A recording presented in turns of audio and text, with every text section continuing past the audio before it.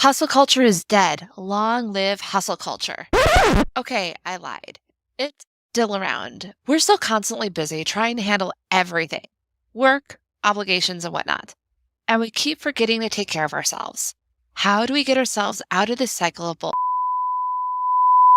In this week's episode of Spiritual AF Sundays, we bring on guest Ash Burnside to discuss how to manage burnout in a culture that encourages constant grinding. Ash shares unconventional ways to recover from burnout and prevent it from happening again. Do you know what the two types of burnout are? You will after you've listened to this episode. Tune in to learn valuable strategies for managing burnout and finding balance in your life. It's time to get your favorite beverage, sit in your favorite chair, and get ready for this week's episode of Spiritual AF Sundays. Practical and spiritual approaches to overcoming burnout. A conversation with Ash Burnside. You're listening to Spiritual AF Sundays, created and hosted by The Mystic Geek. If you're looking to explore intriguing questions about the meaning of life and our place in the universe, then you're in the right spot. We dive into topics often discussed as sound bites on social media and take a deeper look. Whether it's woo topics like astrology and mysticism, or seemingly mundane matters like technology and politics, we cover it all. We explore our own thoughts and beliefs, talk to experts, and uncover hidden meanings. These fascinating areas of exploration can help us question ourselves and better understand our world. Ready to grow and explore in your spiritual journey? We're glad you can join us. It's time to start your week off by being spiritual AF.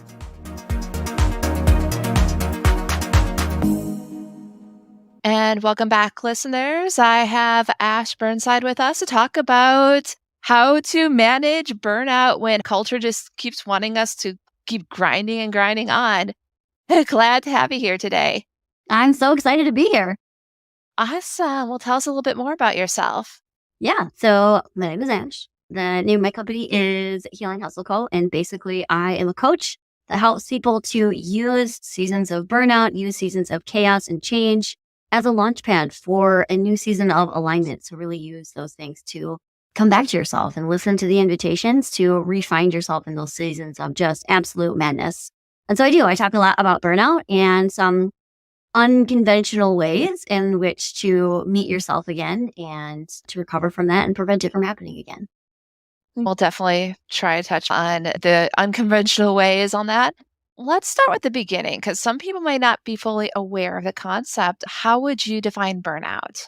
I'll start with the conventional one because that's like what everyone thinks about, right? There's the active burnout in which your cortisol is just like always spiked. You're running on adrenaline. Survival mode is fueling everything. Like you're getting things done, but it's definitely at the detriment to yourself. And again, it's because, oh my gosh, I got to get it done. Like the anxiety is fueling everything. So that's the first part of burnout. The second part of burnout is done.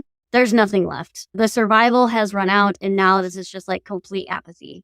And so from a physiological standpoint, this is where you're going to see all of your hormones are going to really tank. And then all of the other processes in your body is also going to be really out of balance. Burnout can be you have a complete inability to relax at the end of the day. It can also be like depression. It can also be like really high anxiety. Those are all like different types of burnout. But when I describe burnout is energetically, burnout is when you get crowded out from your own life. Everything else has stacked up and now there's no space for you to just be you and do the things that you actually like to do, the things that fuel you and fill your cup. No room for that anymore. That's burnout. Yeah, I think people forget that second part of burnout exists on there.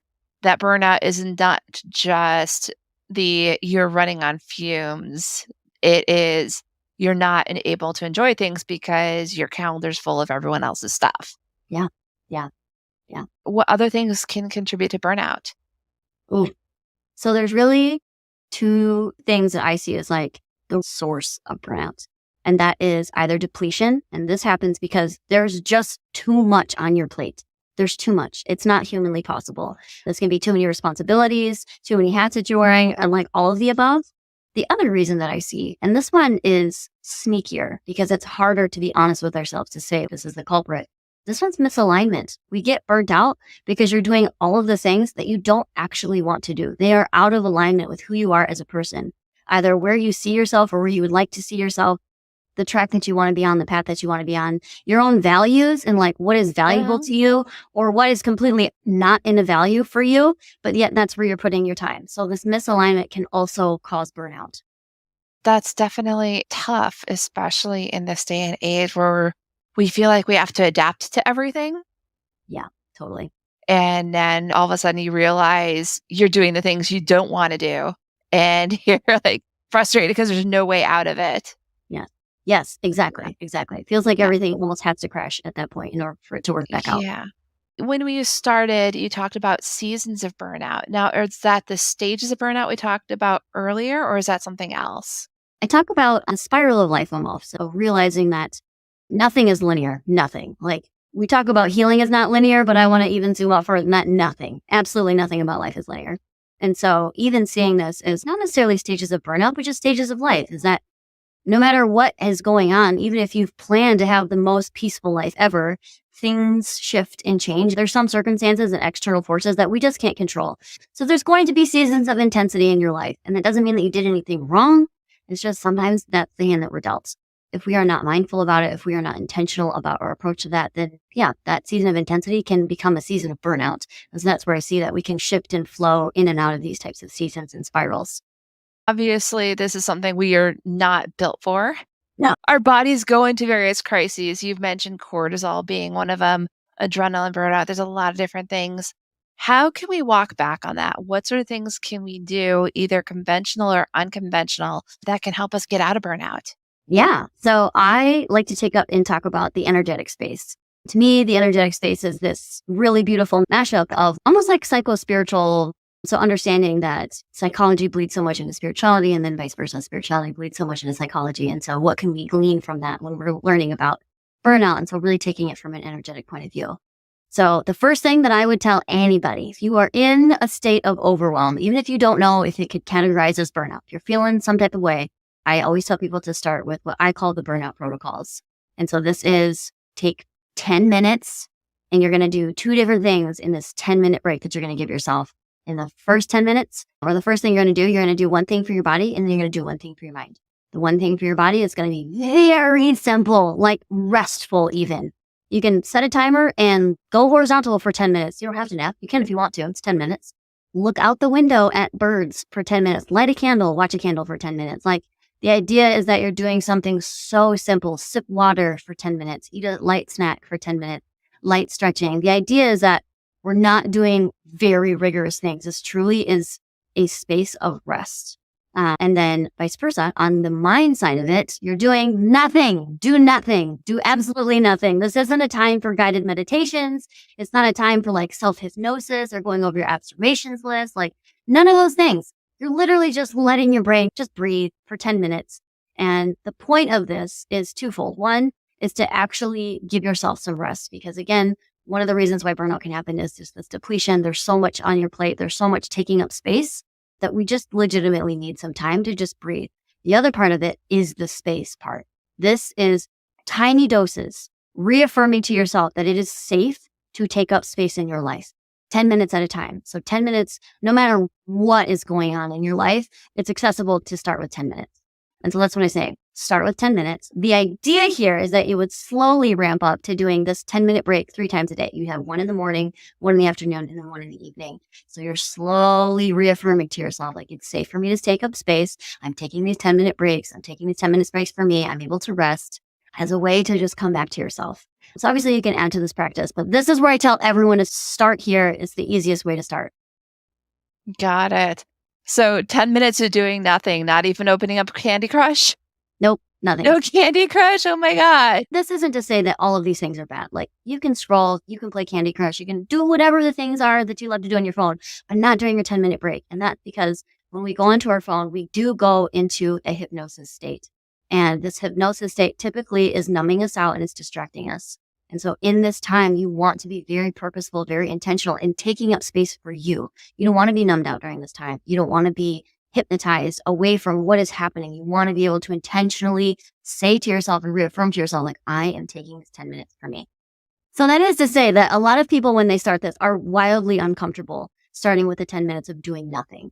because we are so wired and we have been for so long to like, I gotta be productive. I gotta do this thing, or I want to do this. It's easy to reach for the things. Even the things that we do to unwind are still things. It's almost a meditative practice, like a foundational practice of being okay with nothing and affirming once again to yourself, like, it's okay to do nothing. That's something a lot of us have been trained against. It's like the whole need to be productive, the need to do Yeah. something, or like the call of arms of everything's going on in the world, you have to do something Right. or be aware of it. We also need to be in our own space. Absolutely. That sounds like one of more along the lines of like conventional type of ways of dealing with burnout. How about Yep. some unconventional ways?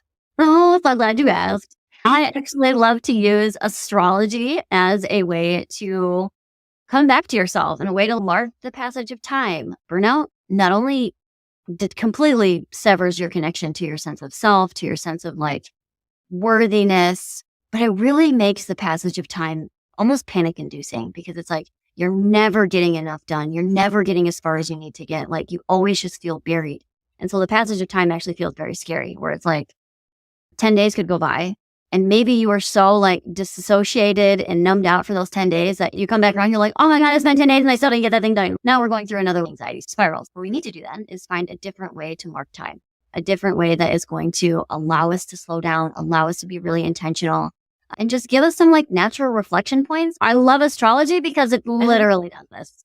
I follow the seasons, and this is what I invite everyone else to do. I invite my clients, my community, and I invite your listeners to do this as well. Is to just pay attention. The one thing that most people start with is just like the lunar calendar, just following the moon. It can be a little hard to get started with knowing all 12 of the zodiac. That's a little much. If you're into that, awesome. Me too. Let's do it. But it's easier to start with the moon and just seeing like, where's the moon at right now? What phase is it? Just start there. What phase is it? Just start noticing what phase the moon is in. Even to this day, I still do new moon and then full moon. They're 2 weeks apart. And so even if I didn't lose track of time, it's easy to be like, oh, we just had a full moon. Oh, okay. It's been 2 weeks. That's awesome. Same thing. It's been 2 weeks. Awesome. We're having a new moon now. Amazing. And just starting to pay attention to those. And there's really simple reflective intentions that you can do for each of those. New moon is like setting intentions. And by intentions, I don't mean you're setting goals for yourself. You're not setting, by this time, I'm going to get this thing done. Slow down. Let's just back up for a second. This is a space for you to almost say out loud, what are the things that you actually want for you? And this doesn't have to be something that you achieve. This is really something I want to hit home for people. Like, this is not about achievement. It's just about being. Like, what do you want to be? What is your intention for being? And just set the intention for the next 2 weeks. When you check in and it's a full moon, what do you want to be able to say? That's the intention that you set for yourself. And then a full moon is a time of reflection, of just looking back, like, how has this last 2 weeks been? And how has this last whole month been since the last full moon? Just getting into this like 2 week, 4 week rhythm can do so much for just helping you to come back to yourself. Again, with these like very intentional, but very simple prompts. Now you have this like almost self-managed installed system of time that is a lot less pressurizing. It's not expecting anything of you. You don't have any due dates associated with this. It's literally just a time for you to reflect and be intentional. And it's a really great reflection of just the moon goes through phases, and so do all of us. As much as I say that like nothing is linear, the moon is such a beautiful example of this because like the moon isn't either. It's going in phases. It's going in seasons. It's got this cycle to it. It's just a really nice reflection that like as humans, we also have phases. We also have cycles. We're not meant to be on all the time. We're not meant to be super productive all of the time. We're not machines. We are animals. And so this is a beautiful reflection of that, just helping you come home to that. Yes, I'm a big believer in using lunar astrology because one, it gives you those 2 checkpoints in the month.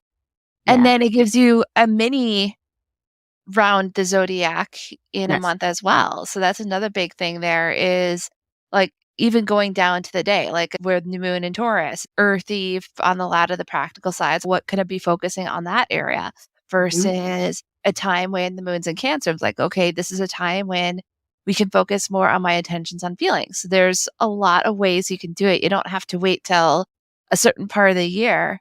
It all cycles through every month. Yeah, that's also why I love it too. It's beautiful for that. Thank you so much, Ash, for all of your wisdom here and the insight on how we can work towards overcoming burnout, both looking at practical methods as well as spiritual methods. Thank you so much for having me. I love talking about this. I love being able to give these tools to other people. Is there any other wisdom you'd like to share with our audience before you go? Trust yourself. If you're feeling a certain type of way, trust that feeling. Like there's nothing wrong with you. If you're feeling that feeling, it's guiding you to something. So what is it actually guiding yourself to? Trust yourself. That's what I would like to leave everyone here with. Where can people find you online? You can find me at my website, healinghustle.co, or I post daily content on my Instagram talking about all the things we talked about here. I talk about daily astrology. I have something called the Flow Forecast, in which I talk about like these new moon and then full moon reflections. So you can connect with me on Instagram at Healing Hustle Co. All right, great. Thank you so much for being here. Thanks so much for having me. And that wraps up our interview with Ash Burnside, where we discussed managing burnout in a culture of grinding. Let's recap some of the key points that were shared during the conversation. First, Ash emphasized the importance of understanding that there are two types of burnout. The first being in the process of burnout, and the second being just done. They mentioned that overwhelming responsibilities and misalignment with personal values and goals are two main factors that can lead to burnout. It's crucial to recognize when we're doing things that are out of alignment with who we are as individuals. Furthermore, Ash talked about the impact of burnout on the body and suggested exploring both conventional and unconventional methods to recover from burnout. The constant pressure of being productive can sever our connection to our sense of self and make the passage of time feel overwhelming. Recovering involves consciously carving out time and space for ourselves to be ourselves. Ash recommended starting with a 10-minute break where we do nothing, not even playing with our phones. This intentional break is meant to avoid being numbed out or distracted by the phone's hypnotic state. It may feel uncomfortable at first, but it's important to affirm that it's okay to do nothing and to take time for ourselves. Along those lines, Ash highlighted the concept of using astrology to mark time and find intention. They suggest following the lunar calendar and paying attention to the phases of the moon. Setting intentions during the new moon and reflecting during the full moon can help create rhythm and provide a less pressurizing way of managing time. Lastly, Ash emphasized the importance of trusting ourselves and our feelings. They encourage listeners to trust that if they're feeling a certain way, it's probably guiding them towards something. Self-trust is key in navigating burnout and finding our own path to recovery. There's so much juicy info. I hope that you found at least one thing that you can use in your day-to-day life. Let's shift to discussing what's coming up episode-wise. On Sunday, July 16th, we're bringing on Johanna Hamzazadeh, PhD, author of The Psilocybin Connection, to discuss the history of psychedelic use, their suppression within Western culture, and why they're coming back into public awareness in the here and now. On Sunday, July 23rd, we're bringing on Kirsten Weiss to discuss her latest book, The Mysteries of Tarot, and how it fits within her Tea and Tarot Mystery series. On that note, we're going to wrap up this week's episode of Spiritual AF Sundays. Remember, you deserve to take up space in your own life. Burnout happens when we don't give ourselves the time and effort to be ourselves, to listen to our bodies, or to do things that gives our souls joy. Even as we live in hustle culture society, it's still possible to slow down and carve out time for ourselves. Start with 10 minutes of just being. Be okay with taking things slowly and leaning on tools that can help you track incremental progress over periods of time. Nature gives us one such tracker, the phases of the moon, and the new moon and full moon are excellent times to reflect and set intentions. Again, I hope that you found wisdom here that you can take into your day-to-day life. With that, have a spiritual AF week.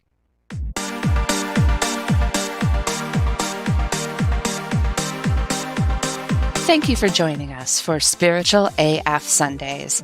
This show is hosted by The Mystic Geek, that's me. Got comments or questions from today's episode? You can either email me at jess@themysticgeek.com or send me a voice message at speakpipe.com/themysticgeek. Don't worry, I'll put the link in the show notes. Help others start off their week with a Spiritual AF Sunday by sharing this episode with them.